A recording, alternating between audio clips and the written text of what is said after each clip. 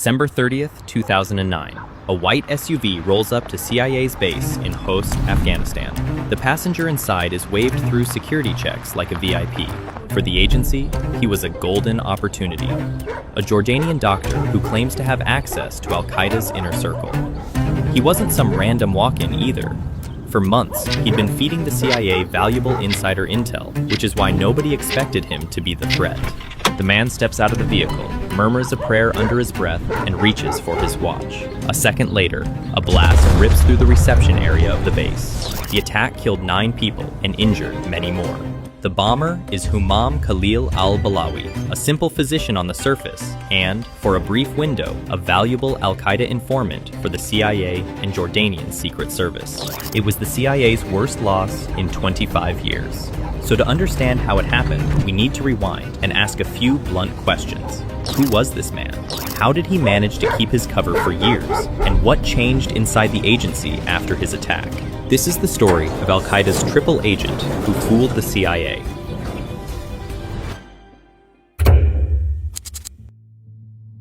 On paper, al-Balawi did not look threatening at all. He was born on December 25th, 1977 in Kuwait, and raised in a big family with 9 siblings. His family left Kuwait for Jordan after Iraq's 1990 invasion. In Jordan, he graduated high school with honors and traveled to Turkey, where he studied medicine in the University of Istanbul. After finishing his program, he headed back to Jordan to sharpen his skills.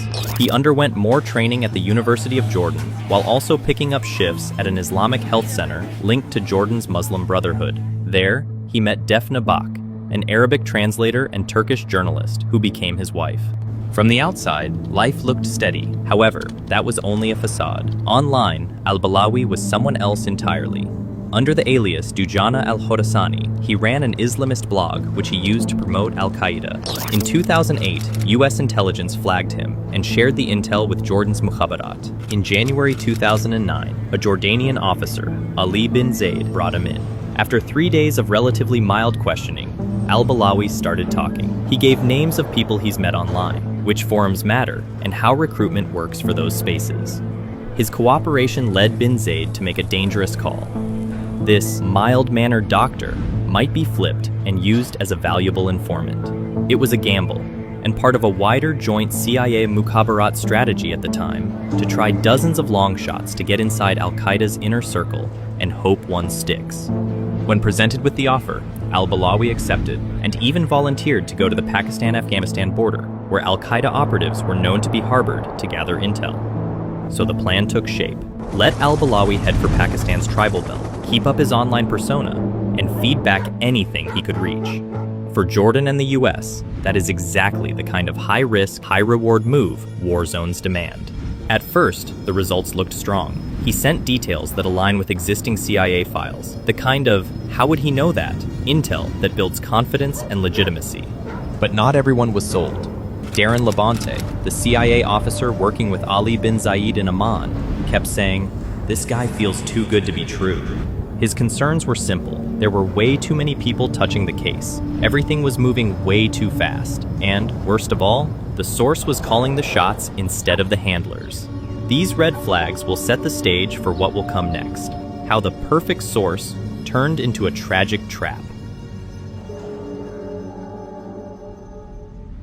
What the CIA failed to predict is that al-Qaeda was running a counterintelligence operation of their own. Al-Qaeda didn't rely on luck. They recruited al-Balawi to be their triple agent and started feeding carefully picked intel to the CIA. In November 2009, al-Balawi claimed to be the personal doctor of Ayman al-Zawahiri, al-Qaeda's second-in-command after bin Laden, and someone the CIA had no info about since 2002.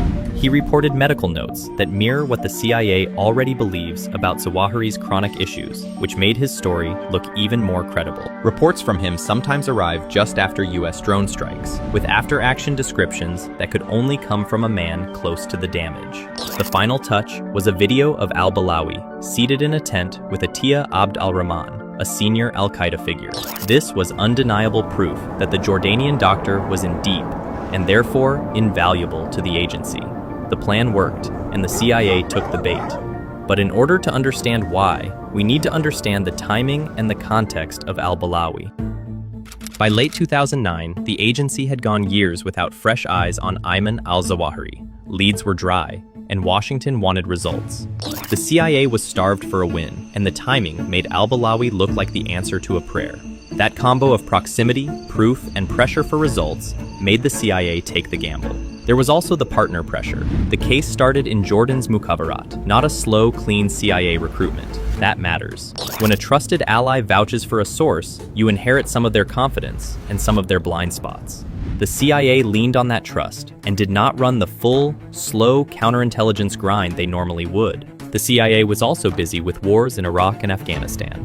In that wartime tempo, perfect process is not a priority. Getting results fast mattered more. Agents were more focused on getting things done. This wartime urgency caused many red flags to be ignored in al-Balawi's profile. He told handlers he opposed violence, and that his fiery pro-jihad posts were just a hobby. But he'd previously tried to join Abu Musab al-Zarqawi's insurgency in Iraq. While living in Turkey, he and his future wife Defna showed up at meetings of an Islamist radical group with al-Qaeda ties. None of that proves someone is a bomber on its own, but put together, it painted a picture very different from the mild-mannered doctor the CIA wanted to see. Exactly the kind of profiling miss that led to the deadliest attack on the CIA in 25 years. December 30, 2009. Late afternoon at Forward Operating Base Chapman, Khost, Afghanistan. A white SUV rolls up to the gate with Humam Khalil al-Balawi in the back. This is supposed to be the breakthrough meet.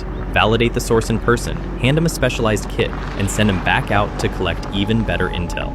Because he's seen as a golden asset, and because the team fears Taliban spotters might spot him outside, guards wave the vehicle through not one, not two, but 3 layers of security without a full search. Word gets around that it is his birthday.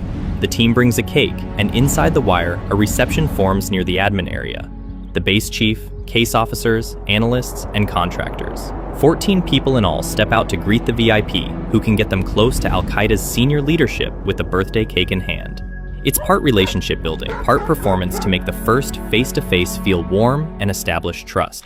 The SUV stops. He murmurs a prayer under his breath, reaches toward his watch, and the mood shifts from excited to uneasy in a flash. Before anyone can react, he triggers the suicide vest hidden under his clothes. The blast tears through the welcoming line. 7 CIA personnel are killed instantly, including the chief of base, Jennifer Matthews, and at least 6 more Americans are badly wounded. This wasn't a random walk-in gone bad. It was a staged deception brought straight to the agency's front door. The meeting had been greenlit at high levels, and the anticipation was so high that senior officials in Washington were tracking it. Even the White House had been briefed about the potential breakthrough this source may bring. Instead, the dream source turned to a tragedy. In the days after, al-Qaeda media channels pushed out videos of al-Balawi pledging to kill CIA and Jordanian intelligence officers. We will get you, CIA team. Inshallah, will you get you down? This could come to you through unexpected way, inshallah. The message is blunt. This was payback, and proof that al-Qaeda could run a counter-op, fool Western services, and attack inside their own base. In the weeks after Khost, grief turned into homework. CIA Director Leon Panetta ordered deep dives into everything that led a bomber 3 security checks deep into a CIA base. Publicly, the agency doesn't single out a scapegoat or claim that one office owned al-Balawi's recruitment. Officially, Jordan found him, the CIA joined the play, and the call to meet was shared. Inside the building, Khost became shorthand for optimism bias, wanting a thing to be true so badly that safety takes a back seat. Work with partners changed a bit too. But after Khost, even close allies' sources went through a tougher CIA counterintelligence review. There were structural tweaks as well. Bases added extra search lanes and blast breakpoints. Reception areas got moved farther from living and working spaces. And more meetings happened via camera or behind glass. 7 new stars went up on the memorial wall at Langley. Meanwhile, al-Qaeda claimed a propaganda win and learned from it too. Khost proved they could run a long deception, feed convincing proof, and hit where it hurts. The enemy was evolving, and that raised the intelligence game on both sides. Despite all the investigations and changes made inside the agency, no CIA official was publicly blamed.